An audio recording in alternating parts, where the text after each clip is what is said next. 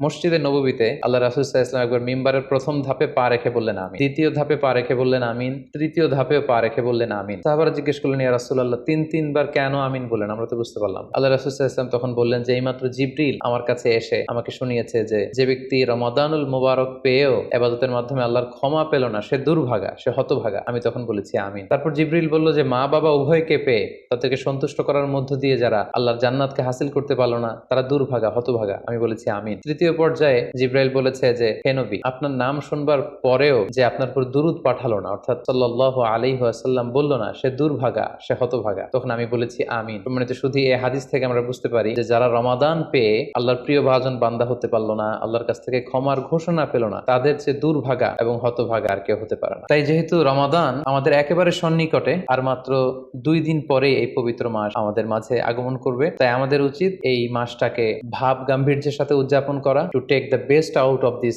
Blessed month. যত বেশি পরিমাণে সম্ভব নেক কাজ করে আল্লাহ তাআলার ক্ষমাপ্রাপ্ত বান্দাদের অন্তর্ভুক্ত হওয়ার চেষ্টা করা। আমরা যদি এই মাসকে উদযাপনের জন্য এখন থেকে একটা প্ল্যান করি বা প্রোগ্রাম করি এবং সেটার আলোকে যদি পুরো মাসটি আমরা পরিচালনা করবার চেষ্টা করি, তাহলে আশা করি খুবই ফ্রুটফুল ওয়েতে এই যে অফার দেওয়া হয়েছে, স্পেশাল অফার, এই অফারগুলোকে আমরা কাজে লাগাতে পারবো এবং বেশি বেশি ইবাদত করে আল্লাহ তাআলার প্রিয় ভাজনদের অন্তর্ভুক্ত হতে পারবো।